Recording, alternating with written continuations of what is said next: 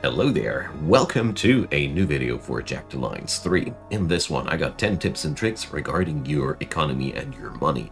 So it's going to be all about how to earn better money, how to save money, and basically how to stop going broke during your conquest. So all the things that I brought up are relatively easy to pick up and I hope they'll be helpful for you. So let's get started with number 1. Diamond mines. So they are the steady source of income, but to get really the most out of them, you need to increase the loyalty of the city they belong to. So conquer the city in the vicinity, do side quests there, and take care not to shoot civilians while you are conquering the areas there, or explosives do a lot of collateral too. All in all, the loyalty is directly what cranks up the output of the diamond mines, and if you fail on that department, you will really lose a lot of efficiency there. So whenever you've conquered a diamond mine, work in the surroundings to increase your income further. It really pays off. Number 2, diamond transports. These here, diamond shipments and these are so much worth it, and whenever you notice that one is in your vicinity and it doesn't seem like too much of a wild adventure to ambush these folks, do it. There's so much money on these folks, and these are only 7 people. That's really not a lot. It's easy to take them down, and the detour cashes in a lot of money. And if you pass on these, you might really come into a money shortage, because so far, from my personal experiences, these diamond shipments are among the most lucrative things that spawn on the map in the game. Number 3, I want to mention the looting in this game. Looting is really important to get your economy going. Not only do you get parts and meds for your modding needs, also there's a lot of hackable devices in the areas that will cash in money quite often. Also there's a lot of different stashes that can have valuables and whatnot. So to get the best out of it, take care that your mercs that you bring have at least one person should have a high wisdom, one person should have a high mechanics, and one person should have a high explosive skill. With these 3 skills, you'll be able to spot most containers, disarm the bombs there, and crack the and lockpick the locks that keep you away from these things. Pretty important stuff that will cash in a lot of money per civilized map. Most of the time when you're out in the wilds, you will only find weapons and the like, but sometimes there's gemstones out in the wilds, and it's just worth it. Always take care that you pick up whatever's in your surroundings after you have entered a sector. So, number 4, I want to talk about your mercs. When you're starting out, try to pick up as many people out of the recruit and veteran sector as you can possibly muster for yourself. It's basically like that. Those low-level people are just good for the job at the beginning of the campaign, and they are dirty cheap. The higher-level mercs, yeah, well, they will plow through the enemy in the early game like a hot knife through butter, but at the same time, you don't need such experts at that point of the game. You will also miss the opportunity to make this roster here viable for the later stages of the game. Because when you're really deep in the enemy territory, a level 1 soldier will be a lot harder to get through the missions than at the beginning of the game. Therefore, pick up those cheap guys. It conserves so much money throughout the entire campaign. The elite and legendary mercs, they're more like candy, and the stuff that you get to pick up when your income is at a good point. So, number 5, I also want to talk about another good way to get yourself some money saved. That's the IMP Merc. So here you can create yourself a mercenary for 7,000 bucks. The special thing about that is the person doesn't need salary because it's basically your own avatar.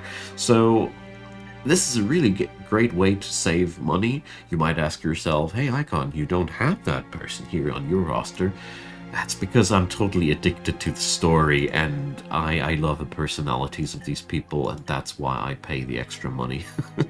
That's why I don't go for the extra Merc there. But it's worth it. The IMP Merc is amazing because you can tailor him to your own liking, and you don't have to pay a salary. It's just that good. All right, number 6. Here is something about the contract thingies where, well, can I do it here? Basically, Back from your it's very workout. simple. Me too. The Good to see lower protein bars the and amount skills of days tested. you go for a contract, the more money you pay per day. So if you can extend those contracts as long as possible per extension, at least try to go for 7 days, or the more the better, because you get really really good discounts here. So if you look at that here, he wants just 800 bucks per day, and that here 14 days, well, let's take something easier to calculate. Here it's only 672 bucks per day from 800. Okay, that's a really really big discount that you get, and therefore use that. You save a lot of money. That brings me directly to number 7. You need a lot of cash at your hand to do these things, and therefore, whenever you find stuff to buy in hubs like cities, you often find shops. Buy carefully. Really only buy stuff that's too good to pass.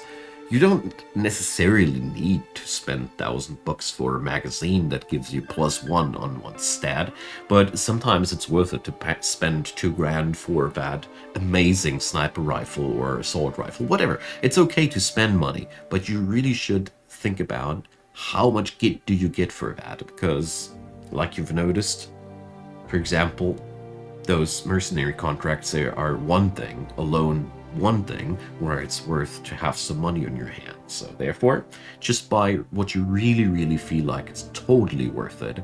And if it's just a little bit worth it, ask yourself, do I really have that much money to just sneeze it out left and right? If the answer is yes, have fun with it. Alrighty, so number 7. That was number 7, no. Number 8. So, number 8. We want to have diamond mines, and we want to have as many as possible of them because they will run dry after a while. So therefore, once you have secured an area and have gained yourself some loyalty there, head on over to the next diamond mine and conquer that and repeat the game there. And once you're done with that, just check out where is the next diamond mine / diamond shipment. Always worth to put down what you're doing, coordinated or less coordinated, to hunt diamond shipment. Just wanted to point that, sprinkle that point 2 again in. But your conquest should be oriented towards diamond mines all the time, because you will always need a new source of income, and then a new source of income, and so on and so forth. So these areas, it goes even as far as it's worth it to think about at the beginning of your conquest what kind of route you want to take by conquering these. So up to you. It's a pretty sandboxy game. There's a lot of different solutions to the whole conquest here. Alright, so number 9. Another great way to spice up your income is to check out the notes and do those side quests. There are all over the board hidden treasures, hidden storylines, hidden things that give you money. And when you're not going through these, you might pass out on a lot of extra income. Therefore, side questing is totally worth it. Explore those grids, because one thing is probably worth pointing out: when you are in tactical view of a grid, time won't pass. Time only passes while you're doing operations, you're traveling from one point to another, or you're just pushing that button and you're waiting. Apart from that, when you're on the tactical map, no time passes. Therefore, take your time and do those side quests, check out every little NPC. You have all the time in the world, and you should use it. Now then, number 10. Another thing, you will often find diamonds in various sizes. These should be cashed in as the very last thing. You can't just right click them and transform them into money. But diamonds have so many different interactions in the game that it's worth holding them back for two reasons. For one, you can often do dialogue options directly linked to diamond trade because the whole storyline is going around diamond trading. Therefore, it's worth having some for this and that storyline. But apart from that, you also have a nice piggy bank, so to say. Whenever you notice that you had a wrong decision on some end and suddenly you are short of a few grand, you might resort on those tiny diamonds, or you just do the same for other valuables, like there's lots of other gemstones and different things that you can transform into money. You might want to hold them back because, you know, it's always nice to have something to fall back to, and that's one thing, but with the diamonds, they have a lot of story value too, so it's really good to hold these back.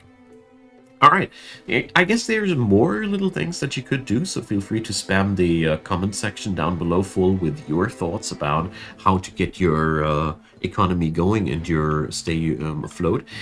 I really like to hear about you guys, because, you know, I don't think I have caught all the things, or that it is possible to condense it down to just 10 things.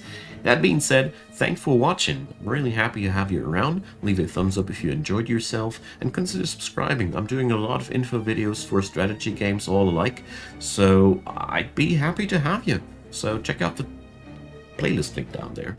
There's also some more Jagged Alliance stuff in it, and apart from that, have a wonderful day. Really important. See you there.